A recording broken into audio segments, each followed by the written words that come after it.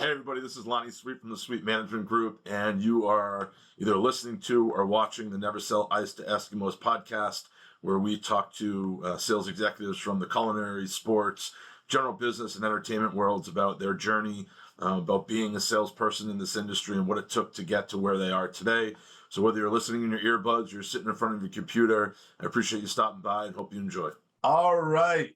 Welcome to the Never Sell Ice to Eskimos podcast. My name is Lonnie Sweet. I'm the CEO of Sweet Management Group. I am here today with Allie Cox, and I'm going to try to get her bio right. There's a lot to pack into the punch. First off, she is the CEO and the founder of AC&C Marketing, which is an ag and food ingredient marketing company that she started in 2007. She also happens to be a silver medalist in crew rowing at the Olympic level. She's also a world champion. She's also probably the best athlete who came out of Turlock High School. I'm taking a guess, but I'm assuming she's one of the best that ever came out of there. She sent me a bio with a whole laundry list of accolades on the sports side that I wish I could remember. I printed ran out of paper. All I know is there's a lot of pretty awesome shit in there from an athletic perspective, which I'm amazed at because I got on the erg this morning and 2,500 meters and I was gassed. I didn't know what the hell to do with myself afterwards. So I'm floored at the fact that you can even do that. More importantly, the reason why I got Allie on here, I have not seen Allie in a long time. We do not talk nearly enough. We're going to get into that because we should be doing a lot of business. Allie and I met 20 years ago when we were both young pups at IMG. She was not on the sales side. I was 100% on the sales side. She was more on the consulting side, and we were just drawn to each other because she's fucking awesome.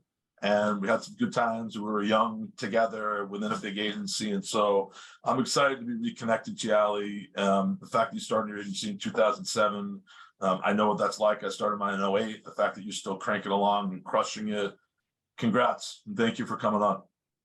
Thanks, Lonnie. I didn't know that this was a podcast that said the F-bombs. You can say whatever the hell you want. Yes. Well, you can say whatever. Your kids are not listening. Thanks for the permission. I don't even care if my kids listen. Your kids are younger than mine. We were just talking. You got a 5 and 6 year old. I got 14 and 11. At about 9 years, or probably about 4 years ago, my kids started. I heard them laughing when I said the word shit, and I was like, you know what? This stops. I was like, the world is full of swears, and you can't laugh every single time they swear. So I broke the no swearing rule in our house, and for like the first couple of years, it kind of backfired on me. But now that I'm getting older, although my oldest kind of has a little bit of a trash mouth inside the house, swearing is a part of my life, so therefore it's part of theirs. Okay, well, anyway. we'll see how. Luckily, you're in New Jersey; you can get away with it. That's exactly right. Thank you for coming on, Allie. I really appreciate it. Thanks for having me. I'm thrilled to be here, Lonnie, and we have so much to talk about. We should probably go through and talk about all of our favorite people from 2007 at IMG. That would be a very long list of people. Those were great days. Tell me about AC&C. Tell me about your company right now. What do you guys do? Sure. We are a boutique marketing agency focused exclusively in the agriculture and food ingredient space. So we really focus on telling stories from the soil. We like to say from the soil perspective, from the soil first. And I am a 5th generation farmer. My husband's a farmer. And so actually helping, there's so many things I want to do. After living in New York City for 10 years with people who are complete foodies and just love food and crave food, I just realized my friends who are very educated, very worldly and intellectually curious people had no idea about their food. And if that was the case, then I knew that I was onto something. So I'm really focused on helping to educate consumers more about their food system so that they can value their foods more, and then really help farmers understand where consumer preferences lie, and so that they can be more educated, because we have a broken food system where farmers are only compensated based on yield at all costs, at any cost. And that doesn't typically align with what most chefs want, as you know, and also most consumers. So there's a real messy middle, and I feel just a passion and need to help be a solution in this really, really messy supply system. So we could spend hours talking about that because I do think that it is something that the vast majority of the United States people have no clue about, right? You're seeing now even more and more now, when I can tell you from our experience on the restaurant side, like the rising cost of food, the need for a rising cost of food, the need to pass that on to the end consumer so that it can work down the chain, so the farmers can get more money, so the restaurants can make more money at some point. And labor obviously is super short at restaurants. I'm assuming it's super short in the fields. I'm sure it's getting expensive, which just drives everything up. We can have a whole conversation about that, like really, truly spend hours and at some point maybe we will, Ali, because I think it's really important. And this is something that we need to talk about. You're sure you're talking about it, your clients are talking about it. But I think that's for another day. 8 hours a day. Yeah, 8 hours a day. Yeah, for so sure. I'm gonna remove you from that for at least a half hour now, so we can talk No, about. I appreciate that. I appreciate it. I mean, the truth of the matter is, I mean, this year to last year, just even on my family farm, our operational costs are up 40%. And the price is in the toilet because we have a whole blocked port system right now in Oakland and Long Beach. So that's just the reality of the reality. So we know that. So when consumers are seeing the prices go up in restaurants or in the grocery store, that is something that it's part of the whole. It's part of the whole juggernaut.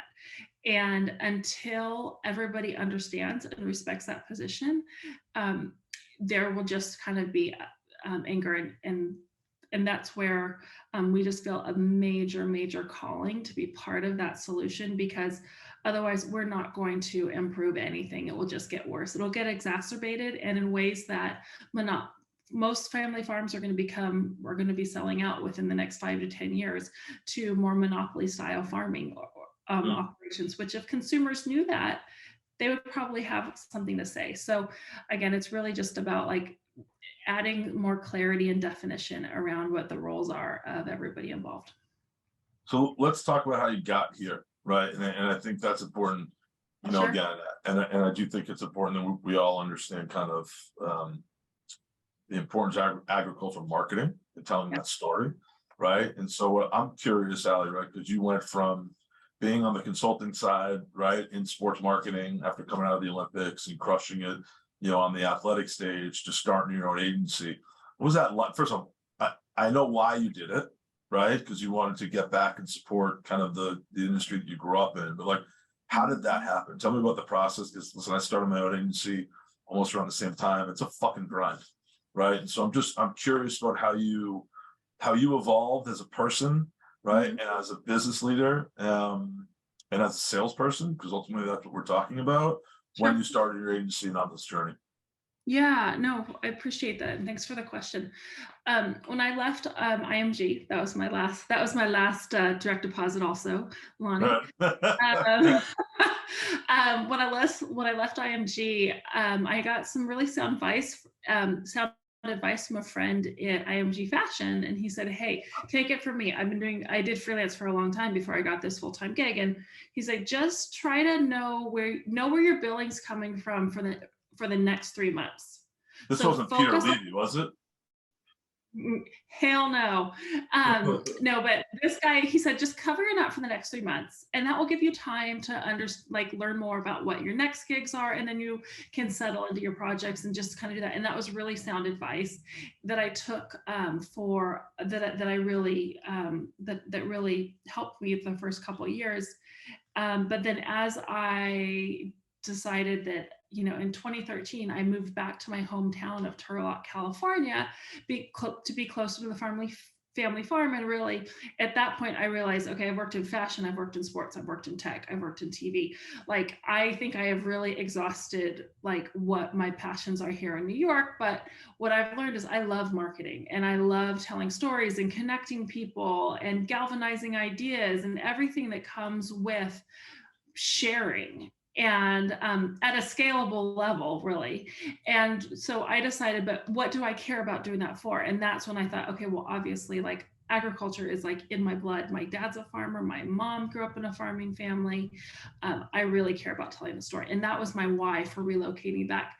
Now, since doing that, 9 years ago, I mean, I came back with like, a computer and a notebook, and that's what I had. And now we're just under 20, our agency's just under 20 people, and we only work in ag and food. And I've been able to sunset every project that doesn't touch ag and food, because to be more in line with our mission as an agency. But from a sales perspective, how have I grown? I would say probably some of those lessons that I learned early on in the consulting department at IMG have been a major have been a major help, and just learning to listen, learning to hear problems, and then think quick on your feet about what are potential solutions. But really it's about that listening and what's your intake, so that you can understand, because I'm way too real of a person. I'm not a shoot from your hip kind of gal. Just for the sake of saying something. And so that's, I think, what people connect with. And obviously a lot of our clients are farmers, and those farmers, they look right at me and they know that I've got the same challenge. I can't get any water either. And it is 9,000% more expensive this year than last year. And all of the things that come with that. So I kind of take that to heart. And, I still have the same mentor that I had back in 2004 when I started IMG. And that's Peter Johnson, who was the CEO of IMG.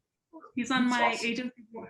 He's on my agency board of advisors, and I meet with him monthly, kind of talk about angles, talk about deal structure. He's actually one of the greatest salespeople in all of sports marketing history, I think. Forever. Yeah. And he's great. He's great. Unbeknownst to anyone outside of sports marketing, Peter Johnson really is the reason why IMG is where IMG is. I mean, he really, I remember, and he's a big dude, big commanding personality. He was just the ultimate.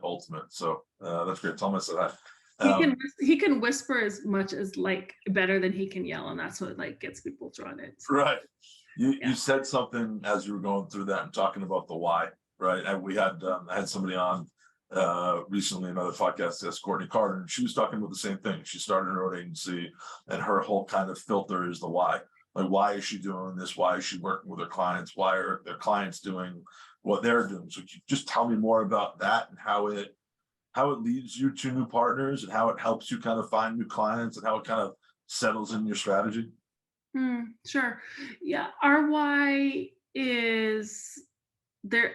There's no better reason for our why. If I can help you understand why you want to be eating a cherry grown in California versus a cherry grown internationally, that right there, that's my why. Right? If I help you as you're purchasing a product, and you actually care about where those ingredients come from, and then you go and you take it a step further and you look on social media, or you do any sort of research, and it aligns with your value system as a consumer, that's my why. That's the why of our clients, that our clients are like, we believe in these ingredients. We believe in how they were grown, what rootstock they were grown on, what kind of soil they were grown, what was put in the soil. Were they grown in a socially responsible manner? Were they processed in a socially responsible manner? Did they utilize sustainable practices such as solar or whatnot? Have they invested in technology? What does the supply chain look like? Are they paying for their carbon footprint? What kind of packaging do they have? Our clients come to us because they want that full story told. So I always say, if I get a new business lead and I say, and it's a packaged good, and I say, oh, cool, where do you source your sugar or your flour, or where do your ingredients come from? And if they don't know, they're not the right client for us. And I tell them straight up, be like, you guys, I wish you all the best of luck. You're not going to like working with me, because the things I care about, you clearly don't care about. Or the fact that you're not even asking the questions of your distributors to understand that more, and you don't have a relationship with your farmers that you are building a business off of, promise you, we're not going to really get along professionally. We don't align on what's important. So yeah, can I make your packaging look good? Can I make your social hum? Can I get you eyeballs? Can we buy your media? Can we make you a website? 100%, and it'll be great. But underneath that campaign and that messaging, we will tie it back to your food ingredients. I love that. You only work with California-based companies? No, we have international clients. We have No, and I have offices. I have an office in Columbus, Ohio, so we do a lot of regen work in the Midwest. We have a cranberry client in Wisconsin. We work across the whole Western Hemisphere. So no, and also you have to remember, like, while a lot of our clients are in like our backyard here, they're all doing international business. I mean, Right. we're running international marketing plans in Dubai, Australia, Japan, like throughout Europe, and that's just because like that's where a lot of our clients are doing business in those areas. I love it.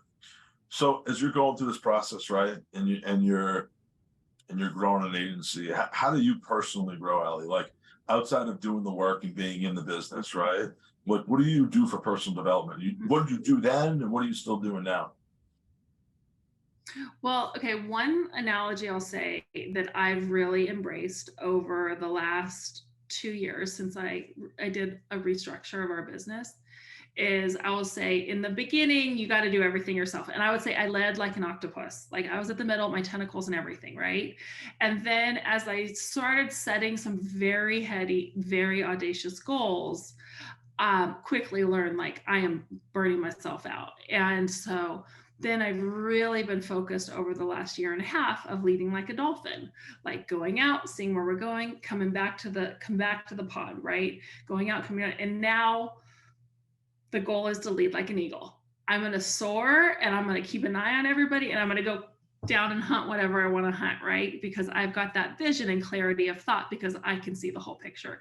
I And love that. that's what I'm really focused on because I just, Lonnie, I just feel this responsibility that we have got to fix this food system and this food value system. And if I don't lead like that, I'm just holding back a whole industry. And that's just something I can't do. I can't compromise on that. And I would say That's that awesome. as I lead our agency and invest in executives that work for us and a leadership team and a board of advisors and processes and scalable processes and culture and all these things, it's not a I should do this, it's a I have to do this because I need to make sure that enough people can hear this story to improve their their values around food. I love that. How do you teach the people in your organization? I don't want to say teach them to feel that passion because obviously you're hiring people that are passionate about what you're doing. But if you're leading like an eagle or running this agency like an eagle, how Yeah. are you how are you leading and how are you coaching? What are you looking for in kind of that? I'd say younger, but like you have 20 people at your agency, right? So I'm sure they go from senior executives down to entry level. How Mhm. are you teaching them, right? And I even more specifically, Allie, how are you teaching them to be sales leaders in your organization, right? Because as a small agency, I think everybody has to be in sales in Mhm. some way, shape, or form, right? Yeah. Yeah. I mean, what I'll say is I don't think I teach, I think I lead. Okay. And we have, since I've restructured our business, I will say we have very quickly become a mission based agency. Like, I'm getting a lot of people who were in the same headspace that I was when I started ACNC, which was I know I'm pretty bright. I don't necessarily need to be cozy in a big shop. I'm not looking to put my head under the covers anywhere. I don't need all the cracks to hide in. And I need to feel connected to my work. I need to feel connected to my purpose, especially now with two small kids. Like if I did not feel this passionate about what we're doing, I promise you I would not be working the hours that I'm working. Right. And as I'm growing the business and interviewing people and getting the word out, it's just I think people just want to be connected to their work. And what more valuable thing to be connected to than your food and how your food's grown and how it arrives where it arrives and where it arrives and how it's handled and the story that's told with it and the just the ethos that comes with that. Like that is our why. And I think that why translates well. And Hmm. I think our values as an agency translate well. So um, I would say that the team that works at AC&C now has never been stronger, never been healthier, and never been more driven, because we feel like this great sense of purpose, and we're working on sustainability projects and regenerative agriculture projects and packaging projects and processing. I mean, across a myriad of commodities. So from cherries to almonds to walnuts to rice to cranberries to pecans to bell peppers. I mean, it keeps like, we just keep like kind of utilizing that information. How do you, I know you're from the industry. I mean, I know that you're a fifth generation farmer and this is your Yeah. world, but how do you maintain relationships, right? Because I'm assuming, I'm going to make an assumption for a second, that your referral base is on relationships. I know how good you are at it, right?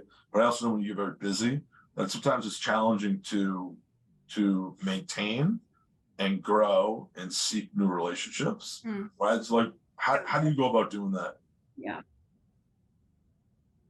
Well, I love relationships. Like like how I spend my time and what I spend my time on is my love language. Like if I value you as a friend, like right now, like this is, you're not going to get a present from me in the mail. Like this is my love language is time. Like unmultitasking time, non-multitasking time. Uninterrupted, I love right? language, truly. But investing in relationships is it's who I am, and it's what I love. So that is definitely that's definitely easy. Now I love referrals. I don't know if referrals have driven my business. Okay. Like, I mean, we could do a lap of hot takes on that. What But has I would driven your also say business? like our digital advertising is really good. Right. Like if you do, ag agency plus California, I think there's about a 90% chance we're on your first page. So how do you get leads? How do you grow your business? How do you find new clients? Well, I mean, we do have a good referral base. Right. And then a lot of, I would say, inbound leads are Okay. we've had some phenomenal inbound leads because our digital advertising is strong, because we have a great media planner who worked here. And then what I'm really working on now is we have a client criteria list. So Okay. this is a little bit under the hood. But we really, as I'm evaluating leads, I go and I put them into a metric to say, like, does this look like we're going to have a pretty good percentage of this being successful? Kind of looking at different values, different things I know from based on our intake. And then, but right now I'm really going after, I'm really focused on what's sort of my wish list, like who do I want to be working with? And like when I go to a trade show now, like I go to a few trade shows a year, and I'm very particular about where I spend my time. Right. Very particular about who I spend the time with, who I want to get. We have a couple clients that have category exclusivity. So obviously I don't really spend much time with their competitors. So, You know what I love about what you just said, Alan? I think that this is a sales podcast, right? And you know me well enough to know that I'm a hard sales guy. Like, just my stylistically, at least it used to be much harder than it is now, but generally speaking, it's a hard sales guy. Yeah. And that means dialing for dollars, it's email and it's call and it's going whatever it may be. But what you just said, whether you realize it or not, I know you do, that's sales, right? Like the idea that you're targeting your time, targeting how you're spending it, targeting the clients that you're going after, and knowing as much as you possibly can about them, and then just fucking figuring it out, right? Like, that's make the you love me, epitome. Lonnie. You will want to be best friends with me by the time we finish this conversation. I absolutely am writing a recommendation for your kid to be a rower. I love it. Well, my kids are very short. They're very long, very short legs and short arms. Coxon. Yeah, they're probably not going to get up there. But you know, my point is what you just explained. Like, I was going to try to ask you more questions about how you get leads, how you do. You just said it, right? You targeted who you're going after. You have a wish list. You build a plan and you go execute the plan, right? Like, that to me is as sales as you possibly can get. But you know what, Lonnie? You know what the hardest thing about sales is? Everything. The hardest thing about sales is not like leaning. It's not letting yourself get stuck on a bad deal. Like if it's saying no. saying no, like, and that's the thing. As I've scaled my company, now I have pretty strong personalities and leaders who work here now are like, no way, like Right. that's not going to be successful. And now, I mean, and that's been helpful. But like, I mean, I used to, like in the beginning, I'll take whatever deal you got, like we'll make it work, I promise you it'll be fine. And now I'm like, no, that is not going to be profitable. Like we are not going to hit our numbers on that. That's going to be a mess. We need to go back and figure this out. Like clearly, like we need to go back to figure out like how we can get the right kind of business. And that's what I'm very focused on. Like Never. focused. You mean never selling ice to Eskimos? Is that what you mean? Or red ketchup to the lady in white gloves? Is that what you're trying to get at, Allie? It's no, I mean, no, yes. never sell ice to an Eskimo that doesn't want that doesn't have any interest in being a good person on the other end of that sale. I mean, that's the other, and also like chasing bad deals. That is the thing we should be talking about. On my first big deal when I left IMG, that woman still owes me 40 grand. And let me just say that 40 grand would have been very helpful for that first year that I was on my own. I'm sure it would. I chased that deal. I was like a dog with a bone. Like there was no way I was going to let that deal get away. And I chased it and I got it done, and it was a terrible deal. And so now I'm like, I will be resilient, and I will be dutiful, and I will follow up, and I will give grace. But like, if I am chasing you like nobody's business, it's never going to work out. Like it's not a sponsorship deal. It's not a sponsorship deal. I'm not like just selling it and walking away. Good luck. Like, no, it's like they become family. Our clients become our partners. Like we are in 7 and 8+ retainer relationships with the bulk of our clients. That's amazing. I mean, like the bulk of them, because they've decided to invest in us as their outsourced marketing department. So like, yeah, so I'm not going to like go and get like a dud in here. And we have before, and I have said after 1 year, you know what, I just don't think this is the right fit. It becomes a time suck. A time suck and a mental time. It's just like, again, for me at least, one of those things that keeps you up at night. And I think if you have a passion for what you're doing, you actually really care about it, and you take it home with you. That was the other thing that somebody else said to me earlier. Lowell, said, I don't know if you know Lowell, but it was like, dude, I take this shit home with me. Right? Like I do the same thing. I take it home with me. And as much as I want to kind of get it out of my brain, which I'm sure you're the same way, it doesn't shut up just because I tell it to shut up. It just doesn't work that way. Right. So my brain doesn't shut up until I win. Till you win. And then once I've won whatever challenge I've like put in front of me, then that's when I can go, okay, on to the next. You still celebrate wins as a team, as an organization? Heck yeah, we have a wheel that we spin during. And what's on the wheel? I close a deal, client signs, we get contract kickoff scheduled, and then we go, then we get to spin the wheel as a team. And then there's all sorts of stuff we have it tiered. So if it's a tier one, hold on. Okay. Hold on. I want, first off, I want to see a picture of this wheel. You need to send me a picture of the wheel. Okay. And so you spin the wheel, and on the wheel, there's like experiences, or there's gifts. What the hell's on there? Both. Extra days off, free PTO, a PTO day. This is like 4th grade shit. I love it. Half day. Hello, it's fun. I love it. For like a little small deal, like for a smaller deal, maybe it'd be like a Yeti cup, or like, I love that so much. I mean, don't you want to have something on the wheel? I would love to have something on the wheel. Yes. And then there's always something funny. There's always something funny where we're like, oh my God, I hope that doesn't, I hope I don't have to deal with this. I love it. I love it so much. We celebrate wins, but I will say that's not my first nature.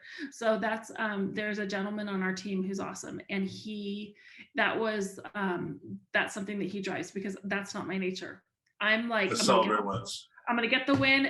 It's already in my past. And also I think part of it is like, there's a chance I've been working on that deal for over a year. I am sick and tired of it, right? Right. Like, Right. I know I'm just blessed, like bringing it to everybody like a get it. newborn baby, but like, I am so sick and tired of this. Like, please take it over. So that's where it's helpful to have senior people go like, whoa, whoa, whoa, whoa.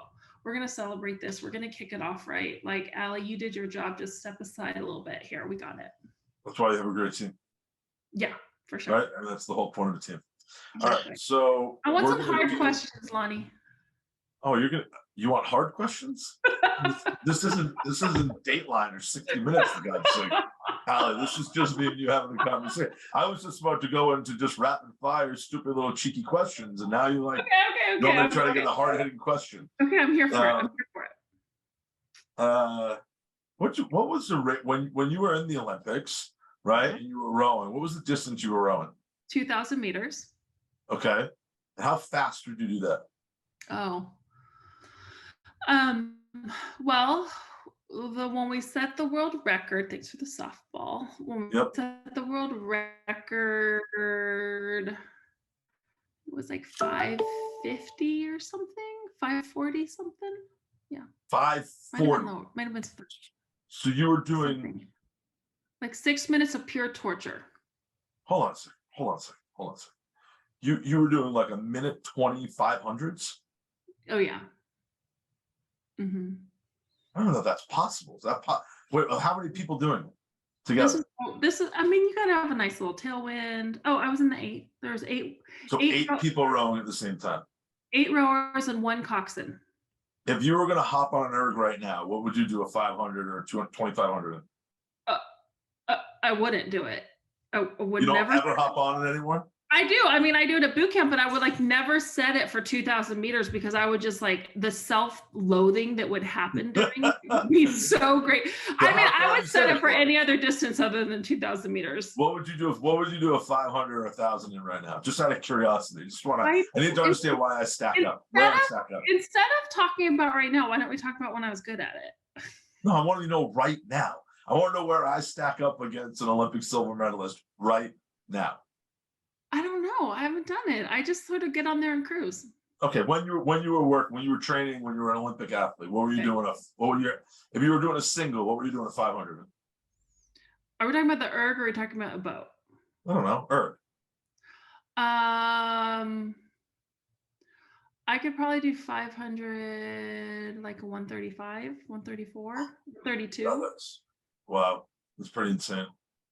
Maybe 130 actually, because my PR on the 2K was 530, 538, I think. Oh Jesus Christ! I did 2,500 this morning. I did it in 8 and change. No, every 500 was 201 or 202, and my last 500 was 156. There you go. That sounds good. I hope you're. Do you have? Are you editing this out? Like nobody wants to hear about this. No, of course I'm not. That's the beauty of this.